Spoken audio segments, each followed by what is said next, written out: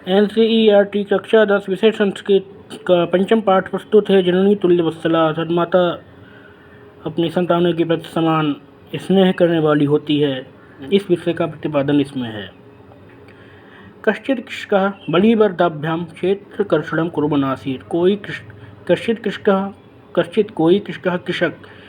कृषकः कोई किसान बलिवर्दाभ्याम 2 बैलों से क्षेत्रकर्षणं कुर्वन् आसीत् खेत की जुताई कर रहा था। तयोः बलिवर्दयोः उन दोनों बैलों में से एक शरीरेण दुर्बलः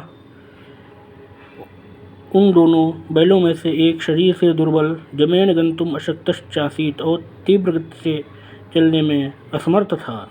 अतः कृषकः तं दुर्बलं वृषभम् अतः कृषक उस दुर्बल वृषभ को तोदनेन निद्यमानः अवर्तत कष्ट देते हुए हाँक रहा था, चला रहा था। सः ऋषभः हलं मूढ्वा गन्तुम् अशक्तः क्षेत्रे पपात। वह वृषभ अर्थात बैल हल को ढोकर के जाने में असमर्थ होकर के क्षेत्रे पपात खेत में गिर पड़ा। क्रुद्धः कृषीबलः कुपित किसान ने तम उत्थापयितुम् उसको उठाने के लिए बहुवारं यत्नम् अकरोत् बहुत बार प्रयास किया। तथापि वृषभः नोत्थितः तथापि बैल नहीं उठा। भूमौ पतिते स्वपुत्रं दृष्ट्वा भूमि पर गिरे हुए अपने पुत्र को दृष्ट्वा देख करके सर्वधेनूनां मातुः सभी गायों की माता सुरभि अर्थात कामधेनु के नेत्राभ्याम नेत्रों से अश्रूणि आविरासन अश्रु निकल पड़े। सुरभिम एवं अवस्थां दृष्ट्वा सुरभि की ऐसी अवस्था को देख करके सुराधिपः ताम पृच्छत देवराज इंद्र ने उनसे पूछा, अयुशुभे अरे शुभे किम एवं रोदिश तुम ऐसे क्यों रो रही हो? उच्चताम कहो। साच और वह बोली, विनिपातो न वह कश्चित् दृश्यते त्रिदशाधिप अहम तु पुत्रं शोचामि तेन रोदिम कौशिक। सुरभि ने कहा, त्रिदशाधिप हे देवराज, विनिपातो न वह कश्चित् दृश्यते क्या आपको किसी का गिरना दिखाई नहीं दे रहा है? अहम तो पुत्रम शोचामि मैं अपने पुत्र के लिए सोच रही हूँ, उसके लिए चिंता कर रही हूँ। तेन रोदिम कौशिक हे कौशिक मैं इस कारण से रो रही हूँ। भोवासव अरे इंद्र पुत्र से दैन्यम दृष्ट्वा पुत्र की दीनता को देख करके अहम रोदिम मैं रो रही हूँ। सह दीन वह दीन है, असहाय है, निर्बल है।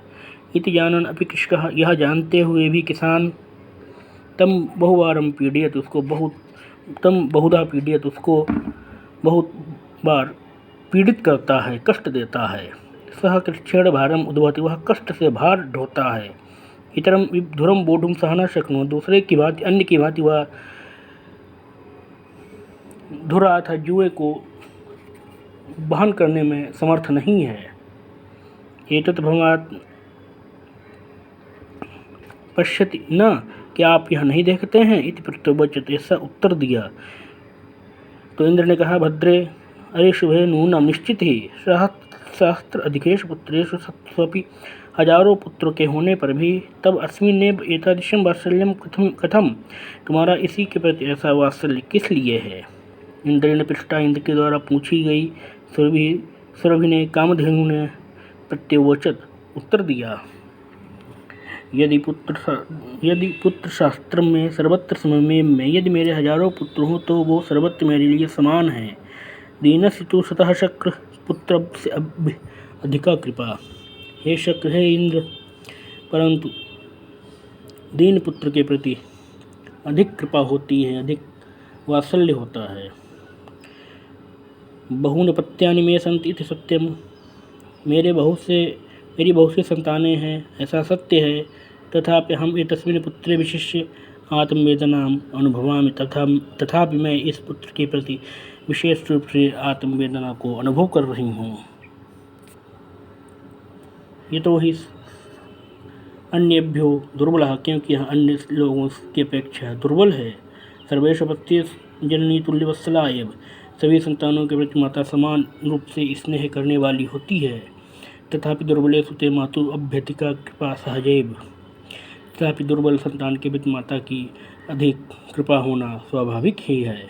सर्ववचनम श्रुत्वा कामधेनु के इस वचन को सुनकर के भृशं विस्मितस्य आखंडलस्यपि हृदय मद्रवत्, अत्यंत आश्चर्यचकित हुए इंद्र का भी हृदय द्रवित हो गया।